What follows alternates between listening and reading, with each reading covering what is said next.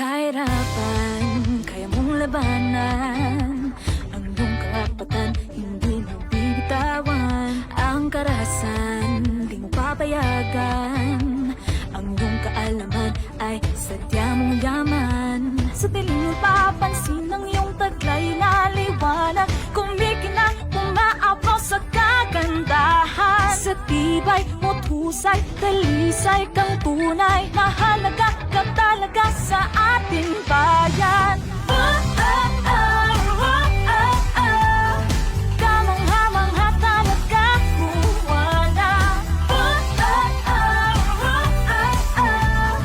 Di ka kukupas dahil ikaw ay ginto. Ginto. Ikaw ay ginto.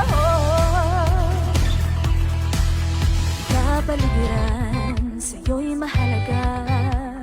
Bigay mo malasakit na walang katapusan. Kalusugan mo't prinsipyo ay mahalaga. Lahat tayo'y pantay, hindi dapat na iba. Ang iyong kalaman di babahagi sa karamihan. Hindi ka panghihinaan.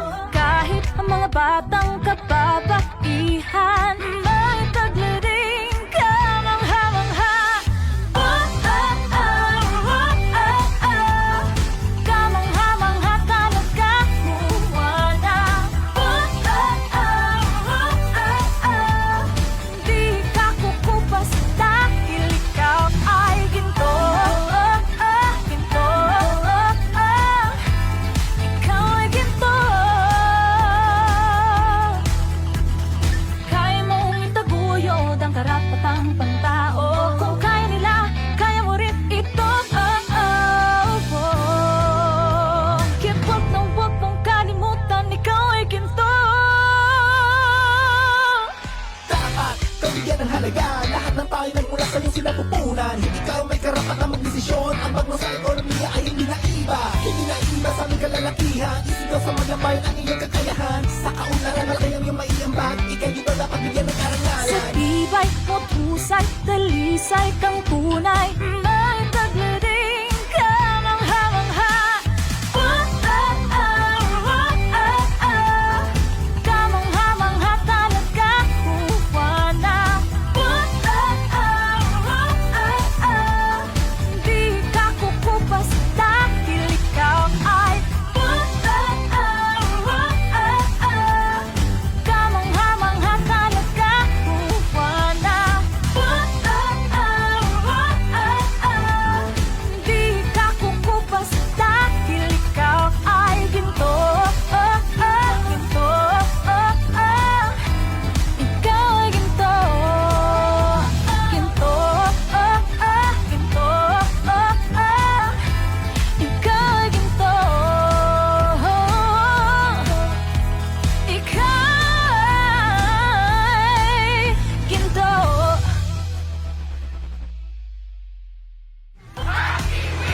Kapaligiran sa'yo'y mahalaga.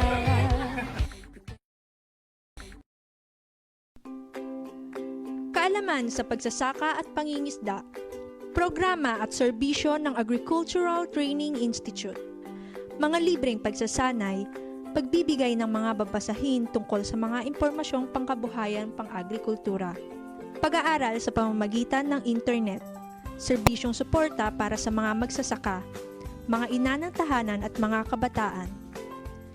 Yan ay ibabahagi sa inyo sa ating programang Ugnayang ATI. Ugnayang ATI, makinig at makibahagi sa programang Ugnayang ATI.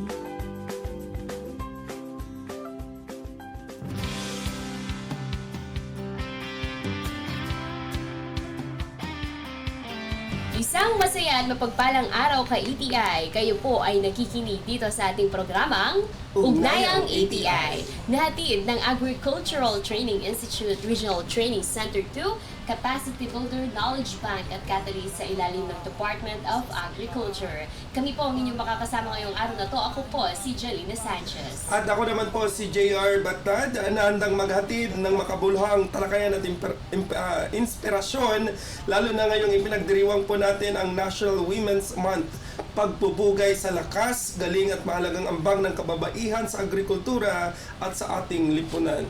Mga ka-ATI, samahan po ninyo kami sa isang makabuluhang talakayan ngayong Women's Month kung saan bibigyang pansin po natin ang mahalagang papel ng kababaihan sa agrikultura mula sa bukid hanggang sa pamumuno, mula sa kaalaman hanggang sa pagbabago.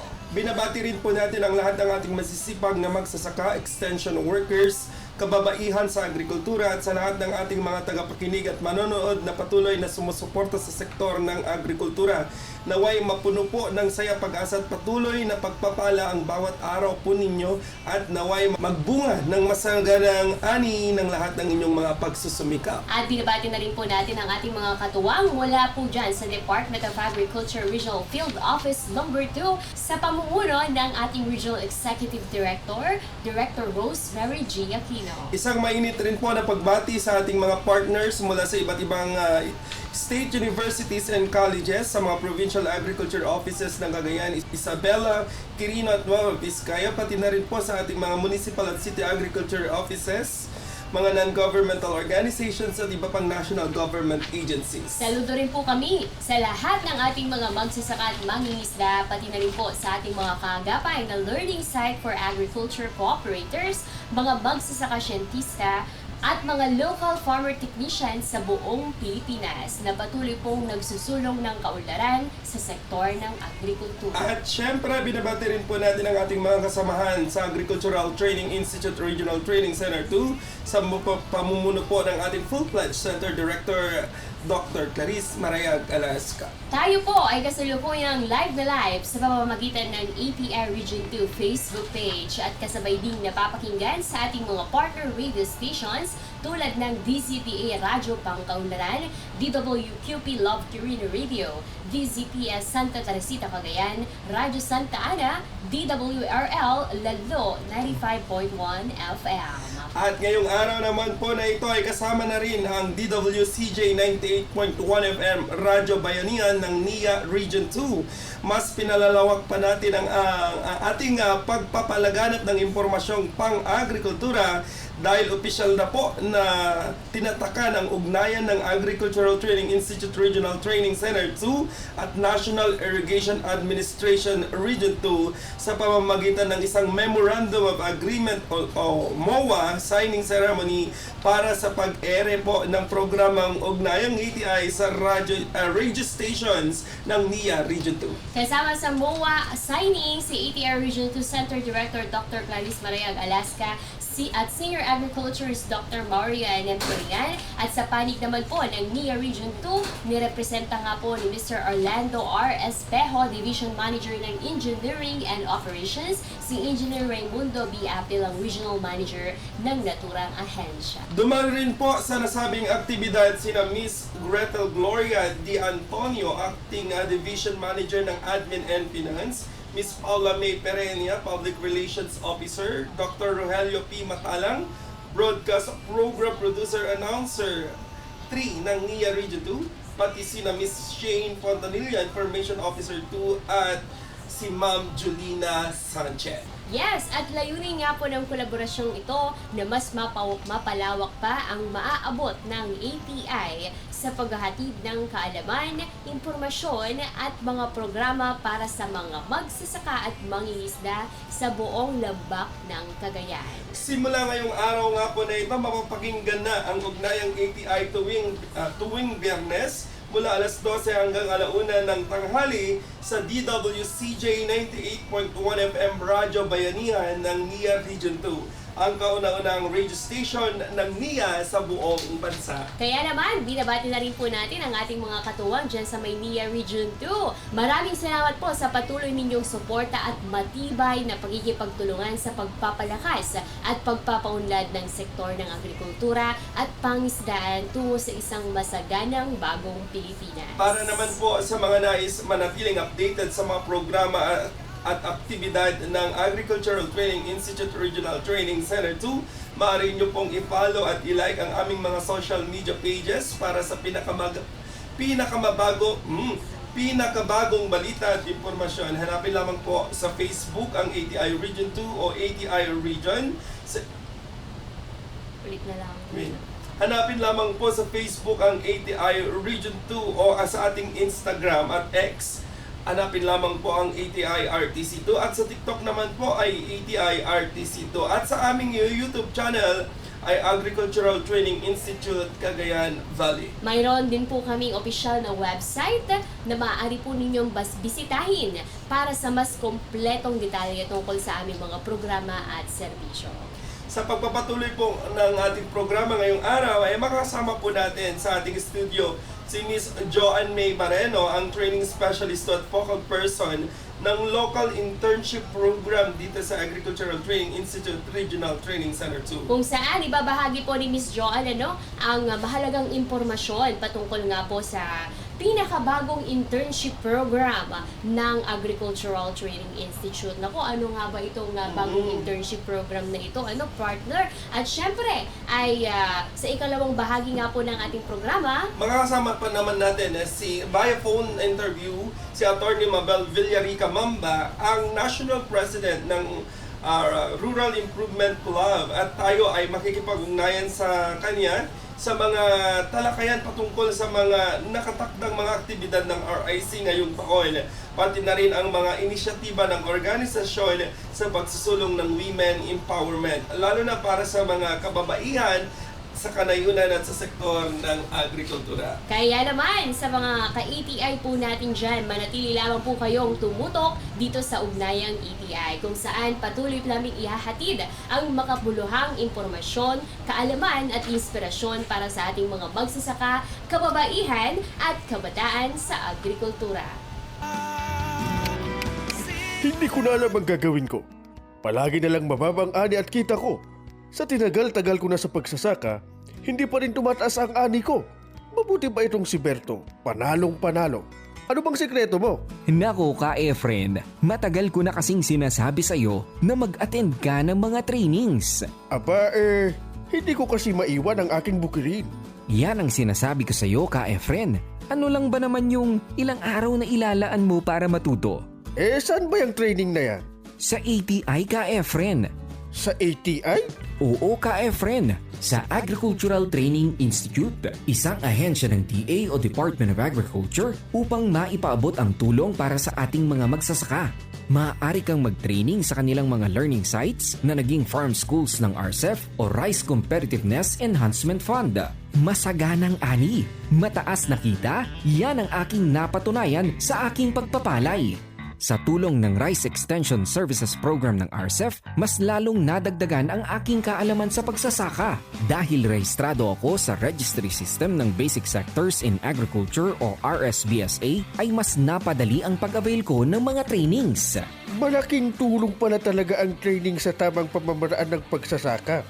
Saan nga ba sila pwedeng kontakin? Para sa karagdagang impormasyon tungkol sa Rice Competitiveness Enhancement Fund o RCEF, makipag-ugnayan sa Agricultural Training Institute, Regional Training Center 2, Malasin, San Mateo, Isabela o mag-text o tumawag sa Farmers Contact Center 0920-9462-474.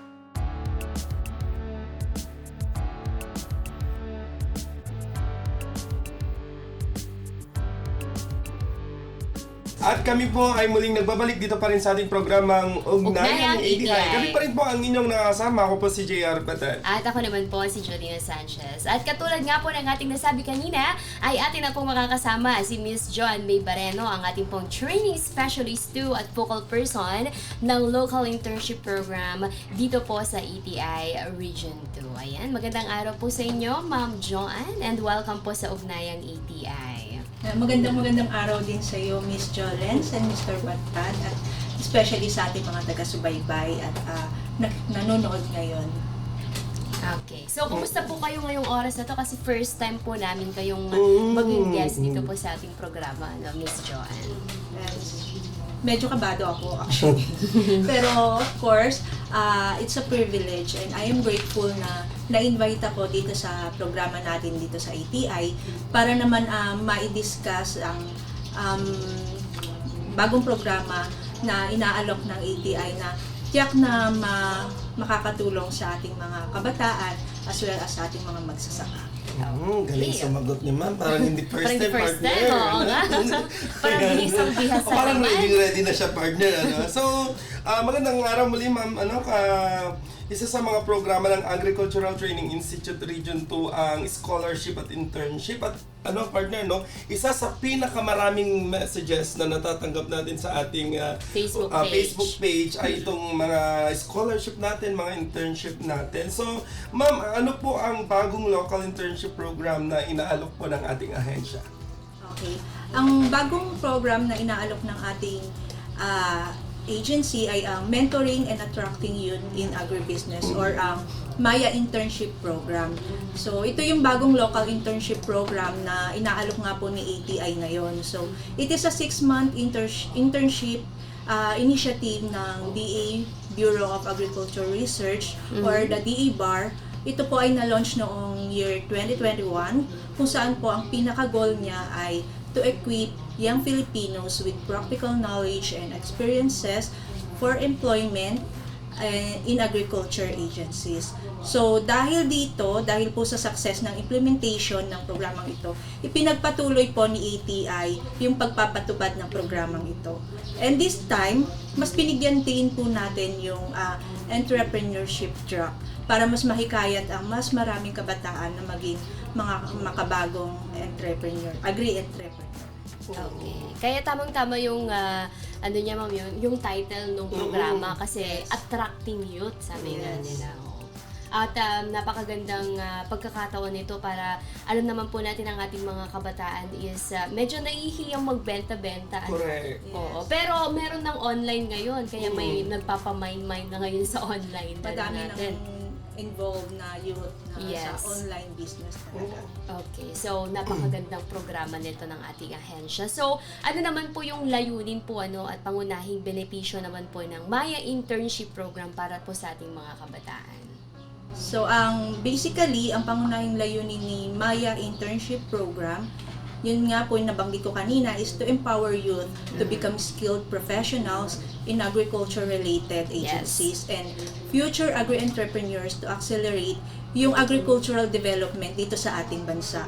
Also, to address na din yung present challenges natin in agriculture dito sa ating bansa at hikayatin ang mas maraming kabataan na pumasok at manatili sa larangan ng agrikultura. And aside from this, tumatanda na rin kasi ang populasyon ng mga magsasaka natin na karamihan ay nasa edad na 55 to 59 taong gulang. So ayon nga sa ulat ng PSA noong year 2024, bumaba ng humigit kumulang ng 1.56 million ang bilang ng mga manggagawa sa agriculture sector. So dito pa lang ipinapakita na unti-unting nawawalan ng interes ang mga kabataan sa agrikultura bilang hanap buhay. And actually, for most ay hindi nila kino-consider na kunin bilang kurso yung agriculture in their college years. Diba? So, through Maya, dun sa Maya Internship Program, nabibigyan ng mga kabataan ng actual experiences, tulad nga po ng nabanggit ko kanina, technical knowledge at opportunity na mas maunawaan ang makabagong pamamaraan sa pagsasaka and especially sa agribusiness. Also, nahuhubog ang kanilang kakayahan and napapalawak ang kanilang kaalaman at mabibigyan sila ng confidence to consider agriculture as fulfilling and progressive careers. Sa ganitong paraan, nakakatulong ang programa sa pagpapalakas ng susunod na generation ng mga magsasaka at agripreneurs sa ating bansa. So with the financial support naman or benefits, may 500 pesos daily allowance tayong ibibigay sa ating mga interns for 5 months. Aside dyan, meron tayong ibibigay na 150,000 na startup capital support para sa ating mga makakwalify na interns na ang gustong tahakin ay ang entrepreneurship track. Siyempre, upon approval yon ng kanyang business enterprise plans. And maliban dyan, magbibigay pa tayo ng 150,000 sa mapipiling business enterprise plan, 5 mapipiling business enterprise plan. Okay. So, So magiging 300,000 kapag partner, pag mapili pa yung ano Yes. mo, Yes. enterprise. Okay. Ma'am, sino-sino po yung maaaring mag-apply at paano ang proseso ng paglahok ng mentoring and attracting youth in agribusiness or Maya program nga po na ito? Okay, pwedeng sumali or pwedeng mag-apply yung mga graduates or graduating college students provided na itong mga graduating students ay magpo-provide sila ng kanilang certification na sila ay clear na sa mga requirements needed sa kanilang mga universities Yes. before the deployment. And of course, sila dapat ay mga 4-year degree course or graduates ng K-12 program or technical vocational courses na may edad na 18 to 35 taong gulang. And bigyan ko lang ng emphasis na yung 4-year degree course preferably ay mga agriculture related courses.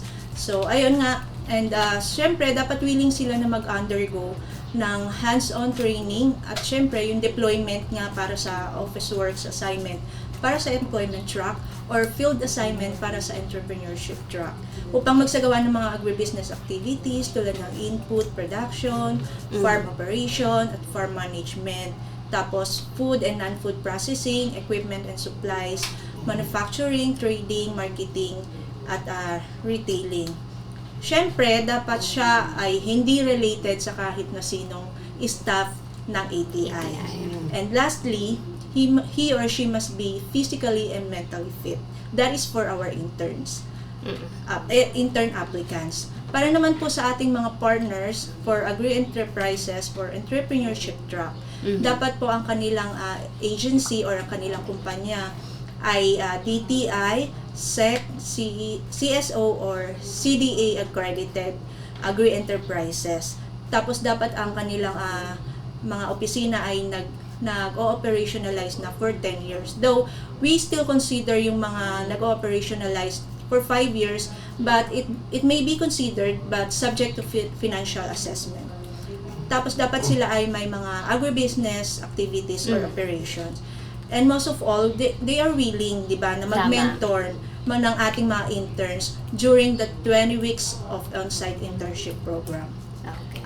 For our employment track naman, sila dapat ang kanilang mga opisina ay mga agriculture-related offices, katulad nga ng DA bureaus and attached agencies, yung DA RFOs, pwede din yung mga LGUs through the Municipal Agriculture Office, and mga private companies din.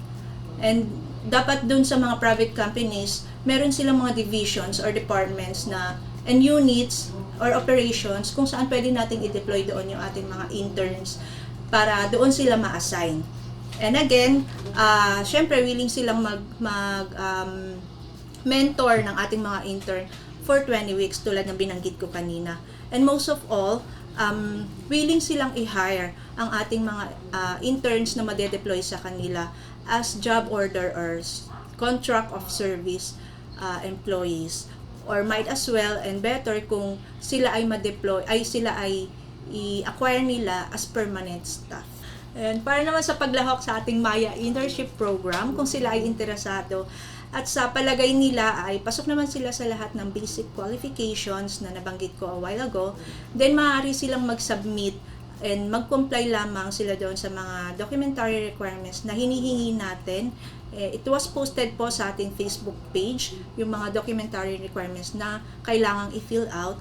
And then pwede po nilang i-submit ito dito sa opisina, or pwede din naman po nilang i-email through rtc2.dcc@ati.da.gov.ph. So, whichever ang convenient sa kanila, dun na lang po. So, ma'am, doon sa mga requirements naman tayo. Ano yung mga requirements na kailangan para makasali po sa Maya program? At kailan po yung deadline ng pagtanggap po natin ng mga aplikasyon? Okay po. For the intern applicants, ang isa sa mga documentary requirements na kailangan is yung clear scan copy of PSA birth certificate or any valid government ID, certified copy of diploma and TOR, or yung sinabi ko nga po kanina for the graduating students, yung certificate of candidate for graduation, and then a photocopy of CSC eligibility certification or PRCID para sa mga applicants natin for the employment track po yun. And then, meron po tayo, kailangan din po nilang mag-submit ng notarized sworn statement, medical certificate na naka-indicate po doon na kayo ay fit to work and no underlying health condition. And then, supported po dapat ito ng results ng drug test, X-ray, CBC, urinalysis, pregnancy test para dun po sa ating mga applicant na babae, ECG, and lastly po ang mental health fitness certificate. Ito po ay must be issued by psychiatrist. Though we are accepting yung issued po ng psychologist, psychometrician, whichever po yung available sa tatlo, okay lang po. And then meron po sapat silang certification, at least 2 certification from community leader sa barangay captain or sa ating municipal agriculture office. Hingi na lang po sila doon. And then, yung Certificate of No Overdue Obligations from DA or ATI at the time of application. And then, photocopy of Certificate of Related Training. Kung meron po silang mga trainings na na-attendan with regards po or patungkol po sa agriculture. And then, original copy po ng police clearance or NBI. And then, identified the possible location of business enterprise. It will be documented on photos, and then accomplish application form and accomplish pre-internship survey form. That is for our intern applicants. Para naman po sa ating mga partner na for agri-enterprises, for entrepreneurship track, dapat po ay mag-submit sila ng DTI, SEC, CDA, or CSO registration certificates per business permit, photocopy ng kanilang eligibility, CSC eligibility certification or PRCID para sa mga applicants natin for the employment track.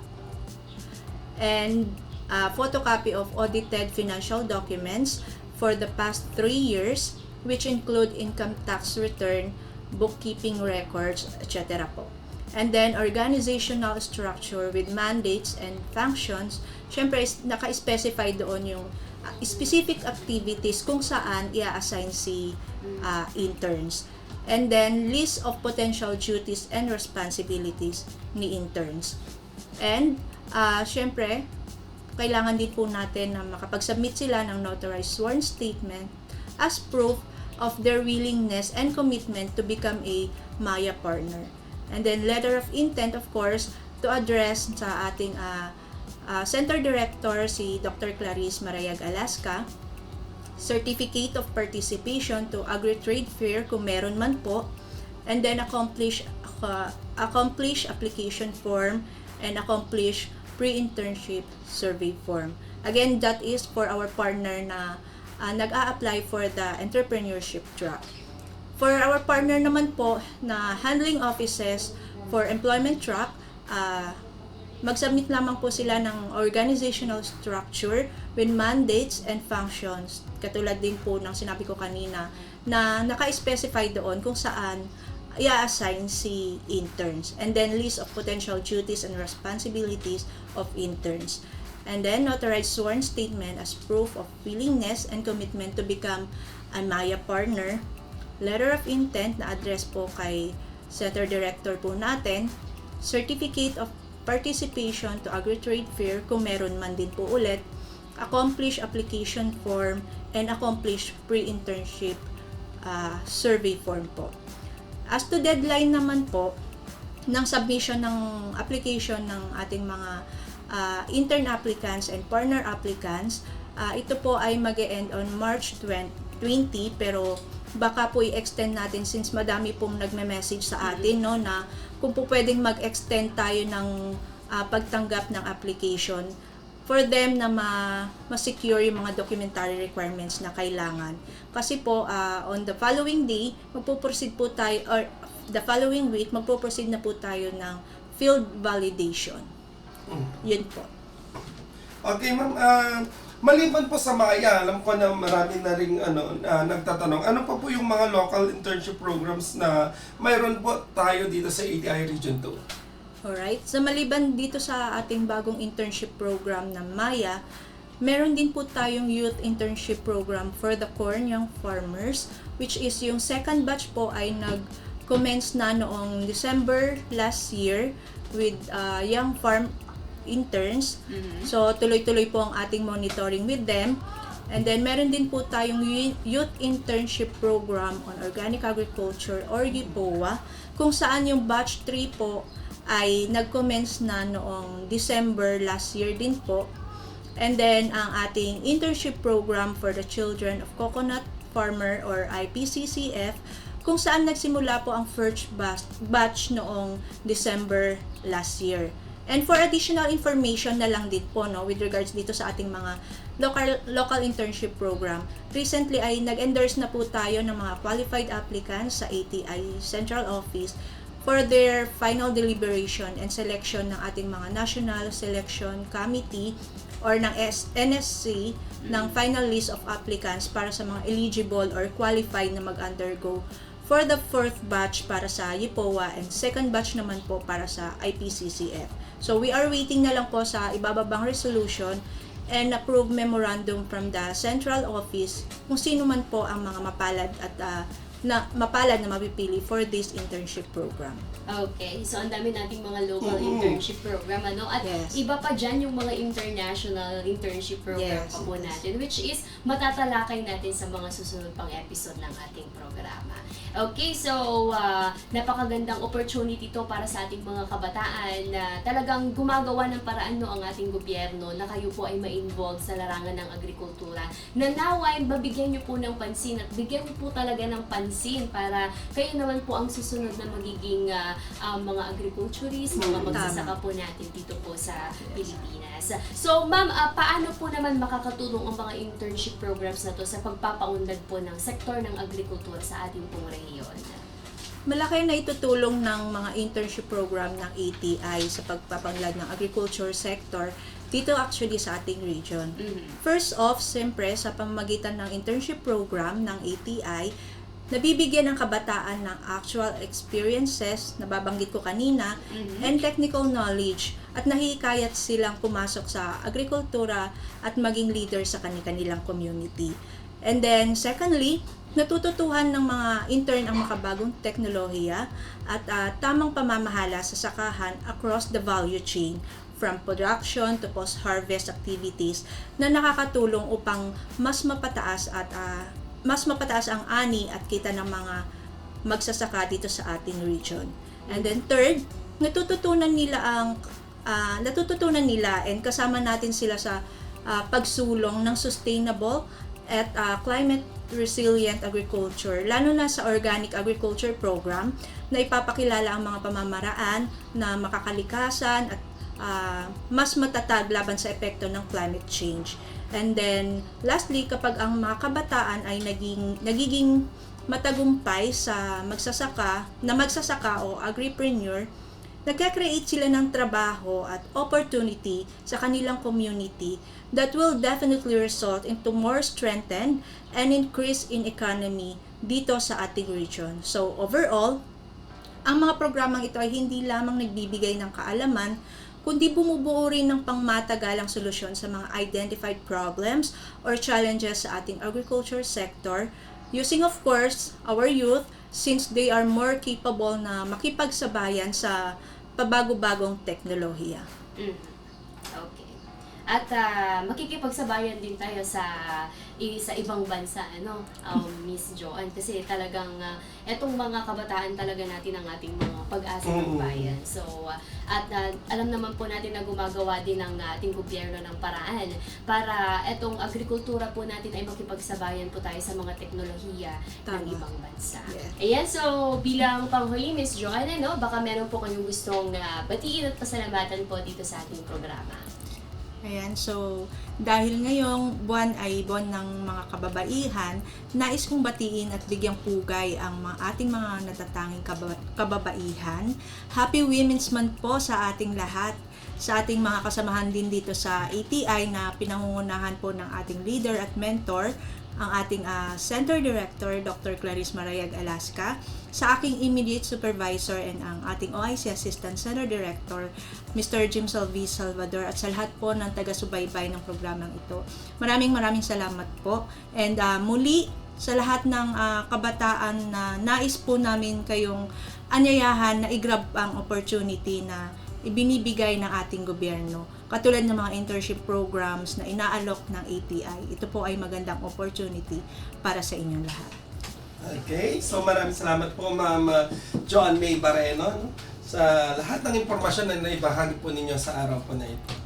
Sa mga nais pong matuto ng libre sa iba't ibang teknolohiya sa agrikultura, maaari kayong mag-log on at mag-enroll sa aming e-learning portal www.elearn.extension.gov.ph. Marami po tayong online courses na pwedeng pagpilian. Muli, libre po ito. Wala itong bayad. At hindi lang yan. Kapag natapos mo ang bawat kurso, ay magkakaroon ka ng e-certificate. Kailangan lamang tapusin ang buong kurso upang makakuha nito. Dito sa e-learning portal ay maaari kayong mag-aral in any place at your own pace.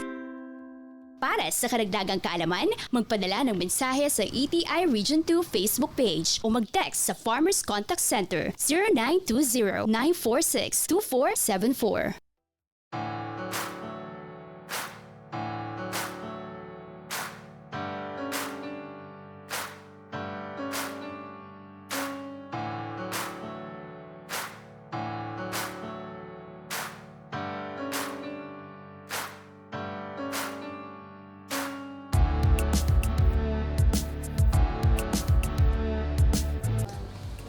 At kami po ay muling nagbabalik dito pa rin sa ating programang Ugnayang ATI. Kami pa rin po ang inyong nakakasama ko po si JR Batan. At ako naman po si Jolina Sanchez. At maraming salamat po kay Ma'am Joan Barreno sa inyong pong pagbabahagi ng mahalagang impormasyon patungkol nga po sa Maya Internship Program at sa iba pang mga local internship opportunities ng ATI Region 2.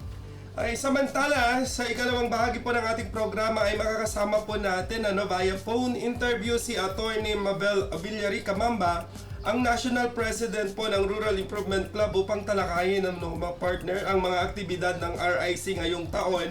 Pati na rin po yung mga initiative at innovation po ng organization sa pagsusulong ng women's empowerment, lalo na para sa mga kababaihan sa kanayunan at sa sektor po ng agrikultura. Ayan, so kasama na nga po natin sa ating linya si Attorney Mabel Villarica Mamba, ang ating pong National President ng Rural Improvement Club dito po sa Pilipinas. And magandang araw po sa inyo, ma'am, at welcome po dito po sa ating Ugnayang ATI.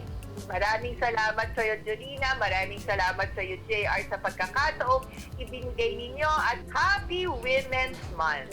Bilang kayo nga po yung ating RIC President, ano po ang kahalagahan, ma'am, ng pagdiriwang ng Women's Month para sa mga kababaihan po sa kanayunan? Nako, napakaganda ng tanong mo, JR, ang RIC ay naniniwala na napakahalaga at napakalaki ang ginagampanan na papel ng kababaihan sa agrikultura. Kung noong ito ay naitatag ng ating founder na si Maria Orosa para lamang maging katulong o taga-suporta ang mga kababaihan sa kanilang mga asawa na magsasaka, ngayon mismong mga kababaihan ay nasa larangan na rin ng pagsasaka, pangingisda at iba pang mga industriya na related sa agrikultura. At sa pamamagitan ng RIC, makikita yung gaano kaaktibo ang kababaihan sa ating mga komunidad. Palagi nga naming sinasabi na kapag may mga mahalagang okasyon sa mga bayan-bayan, ang una na naaalala ni Mayor na anyayahan ay ang RIC. Kung may padumba dyan, sigurado RIC ang mangunguna. Kung may trade fair dyan, sigurado ang ibebenta ng mga produkto ay gawa din ng mga RIC. Pero bukod dito, gusto nating ipakita na hindi lamang tayo sa Zumba magaling o hindi lamang sa mga trade fair magaling. Pero maaasahan talaga tayo na maging kapakit-pakinabang at mahalagang parte ng kahit na anong samahan o organisasyon at lalong-lalo na sa ating pamahalaan bilang isang proactive na NGO. Yes, talagang napakahalaga po ng kababaihan. Hindi lamang sa larangan po ng sabi nyo nga po sa pagsasayaw, sa pagsusumba, ayan, sa agrikultura din po at kabuhayan ng mga ating mga kababaihan. Okay, so ano naman po yung mga pangunahing aktibidad po natin dahil kayo nga po yung naitalaga po na National President last 2025 ng RIC. Ano naman po yung mga pangunahing aktibidad po ng Rural Improvement Club ngayong Women's Month upang higit pa pong mapalakas ang papel ng kababaihan sa agrikultura at dito po sa ating komunidad?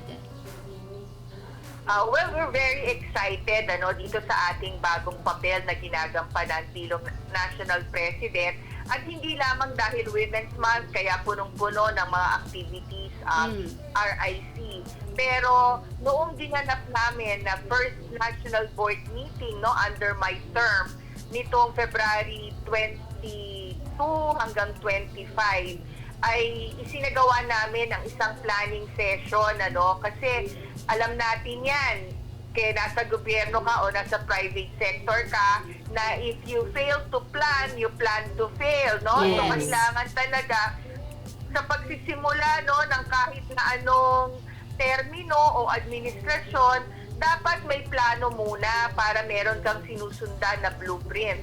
So ito yung ginawa natin, nagkaroon tayo ng planning session sa pakikipagtulungan din sa ATI Central Office, sa pangunguna ni Nemelin Panganiban at ni Joy Linaak at ni Ulysses Francisco. Isinagawa natin ang planning session para sa kabuuan ng RIC sa buong Pilipinas. At ngayong Marso, dahil Women's Month, kanya-kanya yung naging selebrasyon ng bawat rehiyon, probinsya, munisipyo at maging sa mga bara-barangay. Pero isa sa mga isinagawa namin ngayon ay ang pakikipagpulong sa Food and Agriculture Organization. Kasi ito yung napansin namin sa RIC doon sa 3 taon ko na pagiging bahagi ng National Board, na kailangan magsipag tayo sa paghahanap ng mga kapartner. Yes. Bagamat nandyan palagi ang DA at ATI na sumusuporta sa atin, pero bukod sa DA at ATI, may marami pang ibang ahensya ng gobyerno, gayon din mga non-government organizations, international organizations na maaaring makapartner ng RIC para maibaba natin yung mga programa at proyekto doon sa mga bara-barangay. Katulad ng palagi kong sinasabi, ang barangay ang lakas ng RIC, hindi sa national. Hindi kaming mga 16 regional presidents ang nagpapatakbo lamang ng RIC, pero hindi kami magagampanan yung aming mga responsibilidad kung wala yung mga RIC sa kanayunan sa mga bara-barangay. Kaya dapat sila yung palakasin natin. At excited kami na ibalita sa inyo na ang National Convention ng RIC ay gaganapin natin dito sa Region 2, Yes. sa Tuguegarao, Cagayan for the first time. Kaya magtutulong-tulong ang mga sisters, ang mga RIC ng buong region para tiyakin na magiging matagumpay ito at marami ang makakadalo mula sa iba't ibang lugar sa Pilipinas. And good news na marami na po ang nagtatanong kung pwede na silang magpa-reserve ng eroplano, ng kanilang plane ticket, kung pwede na silang bumili ng plane ticket nila, kung pwede na silang mag-reserve, ganyan. So, kaya talagang isa to sa pinagtutuunan natin ng pansin. At katulad din ng nabanggit ko, yung pakikipagpulong namin sa Food and Agriculture Organization, may iba pa kaming mga naka-line up na mga meetings, no, sa mga possible partners natin para yung mga programa ay madagdagan, ano, yung Yes. mga masupplement pa yung mga ibinababa ng mga trainings ng ATI at yung mga programa ng DA, madagdagan pa natin ng iba pang mga programa at proyekto na magiging kapaki-pakinabang, no, para sa ating mga miyembro. Ma'am, ang ganda naman po nun nyo, kasi nga first time na Tama. dito sa Region 2 at pati na rin kami na-excite, ma'am. May mga initial na po ba na programa na gagawin po kayo or na plano po ninyo, ma'am, na gagawin po at kailan ito mangyayari? Yes, mangyayari ito sa November 24 hanggang 27, ano. Usually kasi ang nangyayari 3 days lang. Ito ginawa namin 4 days, no. Pero yung first day, ang tawag namin day 0 kasi ito yung arrival. So arrival and registration. Para pagdating ng day 1, umaga pa lang magsisimula na tayo. Hindi tayo naghihintayan, ano. Yes. Kasi ang nangyayari dahil 3 days lang dati, no, dadating ng day 1, mag-uumpisa ka hapon na.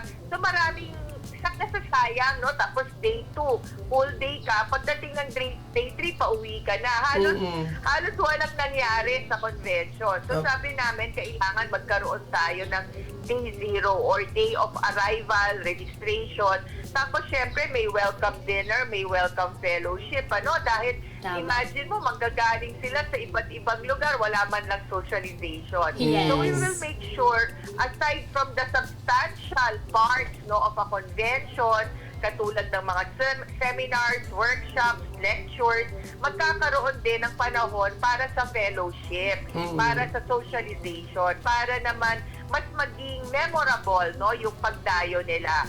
Tapos magkakaroon din tayo ng pagkakataon na mamasyal sila, no, at makita yung mga magagandang lugar, hindi lamang dito sa Cagayan at kung kaya makapunta din pati sa iba pang mga probinsya, no, dito sa Region 2. So meron din tayong tourism aspect, no, na parte ng ating magiging convention. Pagkatapos may mga request din tayo, ano, na magkaroon din ng mga seminar sa gender and development. Para naman, ano na, no, karamihan kasi sa pondo ng ating mga LGU para sa RIC, nakatali, ano, sa GAD, Tama. di ba? Kaya, kasi automatic yan, di ba, na may ilang porsyento ng budget ng LGU is para sa GAD. O, kaya, magkakaroon din tayo ng GAD component, no, yung gender and development component para sa training natin. At yung mga trainings talaga na pwede nilang iuwi, ano, tapos, magkakaroon din tayo ng mga plenary session.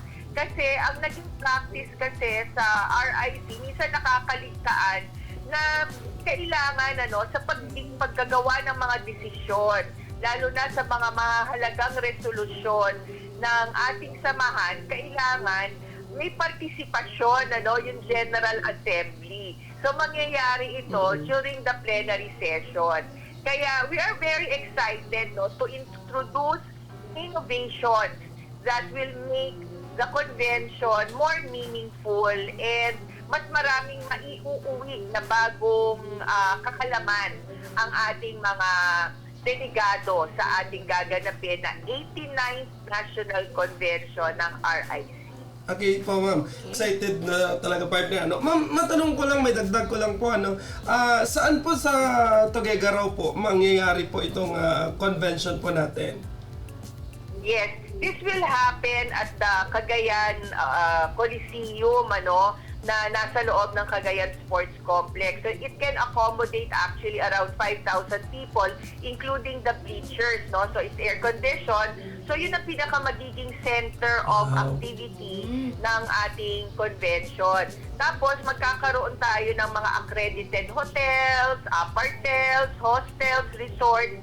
Kasi gusto nating mabigyan din ng choice, no, yung ating mga participants, ano, kung saan nila gustong magstay. Wala kasi tayong hotel pa dito sa Cagayan, no, na kaya maka-accommodate ng more than 500 people at the same time, no? Kaya magkakahati-hati sila, pero we are designing a method na kasi anyway, ang Tuguegarao naman ang tricycle capital of the Philippines. Yes. So sigurado na yes, na palaging may available naman na transportation. So isa sa mga meetings na gagawin natin ay ang pakikipagpulong natin sa TODA, no, sa Tricycle Operators and Drivers Associations, para tiyakin na meron palaging transportation na available para sa atin pong mga delegado. Okay. Okay, ma'am, alam ko na busy na po kayo. Simula kayo kasi ang bilis po ng panahon. Tama. Baka bukas, November na. Oo nga. March na nga March ngayon, na. ma'am. At talagang mas maganda nga po na tayo po ay magplano ng Oo. napakaaga na. Kasi sabi nga po ninyo kanina, if you plan to fail, you will fail. Okay. So, ma'am, eto po sa inyo naman pong pamumuno. Ano naman po yung mga bagong programa or inisyatiba po na nais po ninyong isulong para sa patuloy po na pag-angat ng kababaihang Pilipino? Yes, no, katulad nung nabanggit ko kanina, dadagdagan natin ang mga kapartner natin, ng mga organisasyon at mga ahensya, Yes. Bukod doon sa pakikipag-meeting natin sa Food and Agriculture Organization, may nakalinya din tayo na pakikipagpulong naman sa TESDA, no?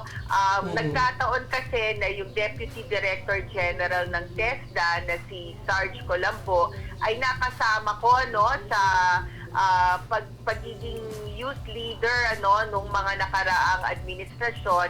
At nung nagkita kami, nung nagkaroon kami ng board meeting sa ATI, nagkataon may meeting siya kasama sina Yusek Ching Caballero at sina Director Remilyn Recotera, no? Yes, Kaya kinausap ko siya at sabi ko, gusto rin namin makapag-partner ng RIC sa TESDA, no? Alam naman natin ang TESDA ang nagpo-provide ng mga technical educational training, Yes. Kaya at nagbibigay din sila ng mga scholarship. So sabi ko, siguro maganda rin na magkaroon ng isang memorandum of agreement with TESDA para makapag-provide ng training kung saan magkakaroon ng certification, yung tinatawag na NC2, yung mga graduate. So malaking tulong yan para sa ating mga RIC, na gusto na gawin talagang mas kapaki-pakinabang, yung mga pagsasanay na natututuhan nila, makatulong talaga sa kanilang mga pamilya. So bukod din sa TESDA, nalaman din namin na may iba pang mga United Nations organizations tulad ng UN Women na pwede ding makapartner ng RIC. At syempre, meron din tayo mga private corporations engaged in the agricultural industry. Natiyak ako, pag nalaman nila kung ano ang RIC, ay magiging interesado sila na maging kapartner natin. Yun nga ang RIC is, I think, one of the oldest, if not the oldest, all-women's organization in the country, which has more than 300,000 members, Pero magtataka ka, marami pa rin ang hindi nakakaalam kung ano yung RIC. Kaya nga noong nagkaroon kami ng National Board meeting, meron din kaming sinet up na mga courtesy call sa Senate. At personal naming nakausap si Senator Kiko Pangilinan na chairman ng Senate Committee on Agriculture. Gayon din si Senator J.V. Ejercito na isa naman sa mga miyembro ng Committee on Agriculture. Sa totoo lang, gusto namin na mas marami pa sanang senador na makausap. Kaya lang, wala na rin panahon. Siyempre, busy din ang mga senador natin. At ayaw naman natin na magpa-picture lang na hindi man lang sila parang nakakadaupang palad o nakakapagpalitan ng mga kuro-kuro at magkaroon ng meaningful discussion.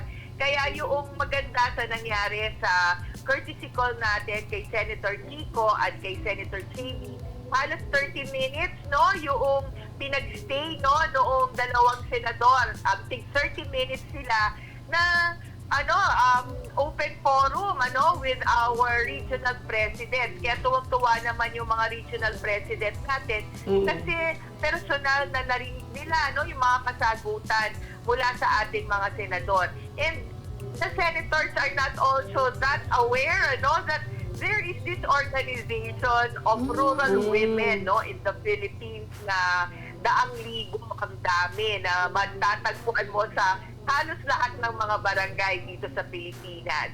Kaya sa mga susunod na pagkakataon na magkikita-kita uli at magkakaroon ng National Board Meeting ang RIC, ay makikipagpulong kami sa iba pa na mga miyembro ng Senado at sa mga House leadership sa Congress, yung mga House of Representatives committees din na in charge din sa mga sa sektor na kinabibilangan ng RIC. Okay. So talagang marami yung aabangan ng ating mga RIC members po sa iba't ibang lugar dito sa Pilipinas, ma'am, sa inyong pamumuno at good luck sa mga plano po ninyo. Yes. Pero ma'am, matanong lang din po namin, bilang isang leader po at babae, paano po ninyo binibigyang inspirasyon ang iba pang kababaihan na maging aktibo po sa mga organization po nila tulad ng RIC? Meron tayong kasabihan that women hold up half of the sky. Na ang kababaihan daw ang nagtatangan ng kalahati ng kalangitan. Ibig sabihin mahalaga at importante tayong parte ng mundo na ang kalalakihan at kababaihan share the same responsibilities and should also receive the same benefits and privileges. So, equal footing dapat ang kababaihan at kalalakihan. Pero, in reality, alam natin na marami ang responsibilidad ng babae, hindi lamang sa pagtataguyod ng pamilya, kung hindi pati sa pag-aalaga ng mga anak, paninigurado na may ihahain ka na pagkain umaga, tanghali, gabi, na yung mga anak mo makakapag-aral at bukod dyan, makatulong ka din sa kabuhayan ng pamilya. So maraming responsibilidad. Pero kaya nating gampanan yan. Kailangan lamang ay time management. Dahil alam naman natin ang pinaka-rarest and most expensive commodity in the world is time, Kasi kapag naubos na yan, wala ka nakahanapan ng oras pa. So, kailangan talaga ng prioritization. Ano ba yung priorities natin? Ito palagi nating ini-emphasize ito sa RIC. We are a volunteer organization. So, hindi natin ini-expect na palaging 100% nandyan ang ating mga members. Dahil meron silang iba pang inaasikaso, Yung pamilya nila, yung bukid nila, yung negosyo nila, yung trabaho nila. So, kung ano lamang yung libre na pagkakataon nila, yun lamang din yung pwede nilang ibigay para sa organisasyon natin. Pero sa tamang pagpaprioritize, kakayanin naman na mabigyan ng panahon ang lahat ng mga gawain ito. Kaya sa RIC, ini-emphasize natin na this is an organization of women supporting women, women empowering women. Hindi natin iniasa sa iba yung sarili natin. Kailangan on our own, kaya natin ding tumayo sa sarili nating mga paa. At kung may mga kilala tayo, kasama tayo, kaibigan tayo, na nahihirapan, tayo din ang maghahanap ng solusyon para matulungan din sila. So, sino pa ba magtutulungan kung hindi tayo din ng mga kapwa kababaihan?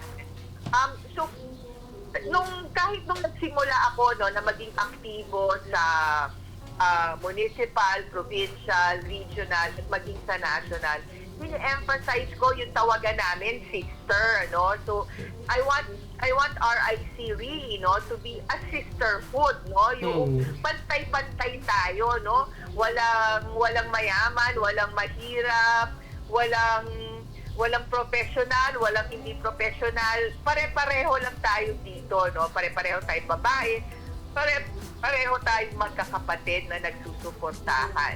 Kaya I'm really hoping, no, that more women will join RIC.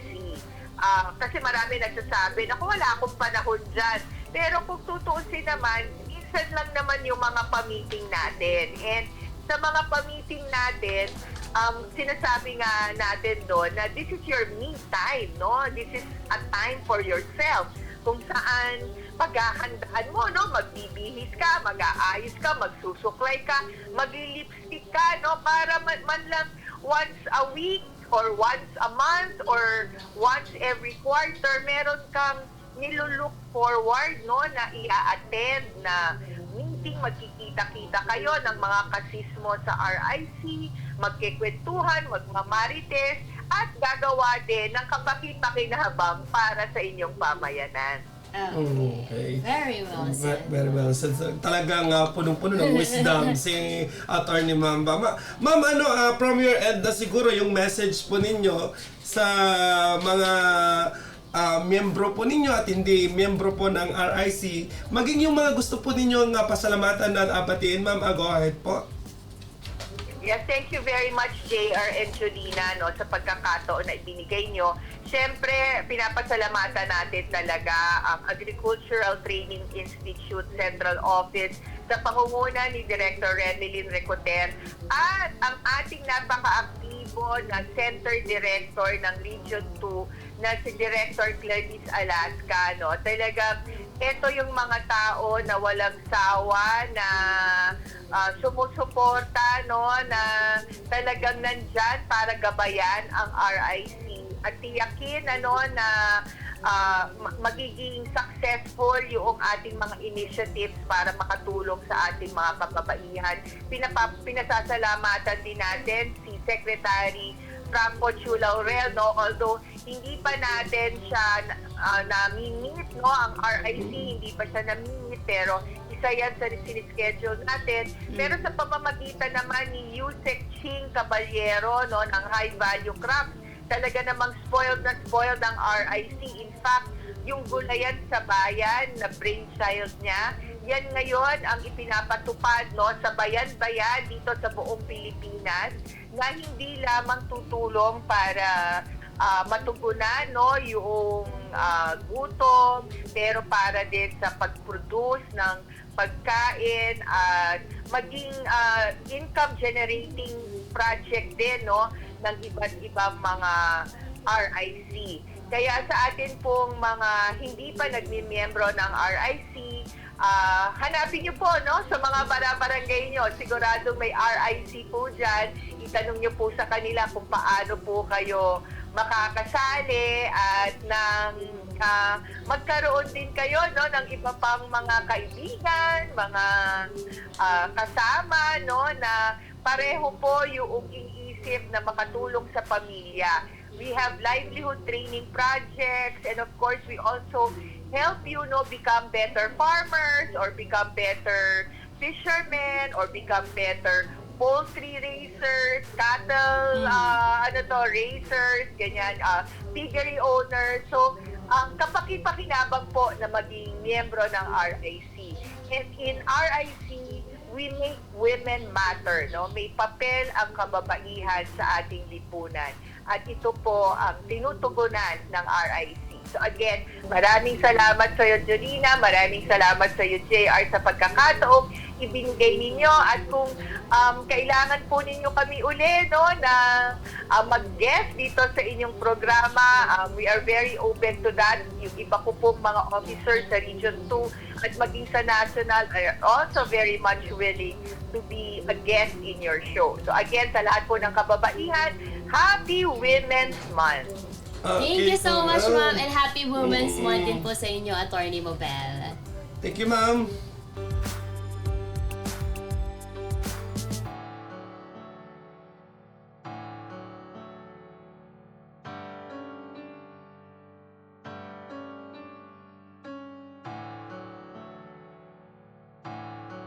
Maraming salamat po once again kay Atty. Mabel Villarica Mambang, National RIC President po dito sa bansang Pilipinas, at good luck and God bless po sa mga plano po ninyo, at kami po ay natutuwa mula dito sa ATI Region 2 dahil may mga ganitong inisyatiba para po sa mga kababaihan po natin so yung paanyaya natin na partner sa mga hindi pa po kasali sa RIC, pwede po kanyo sumangguni sa inyong Municipal Agriculture Office dahil lahat naman po ng ating mga Municipal Agriculture Office ay binibigyan po natin ng impormasyon kung paano po sumali sa mga ganito or sa RIC, partner. At syempre, nasabi nga po kanina ni attorney, lahat nga po naman ng barangay ay may mga ganitong organisasyon. Kaya pwede po kayong pumunta sa inyong mga barangay hall para tanungin po kung paano po sumali dito po sa Rural Improvement Club. Tunay ngang mahalaga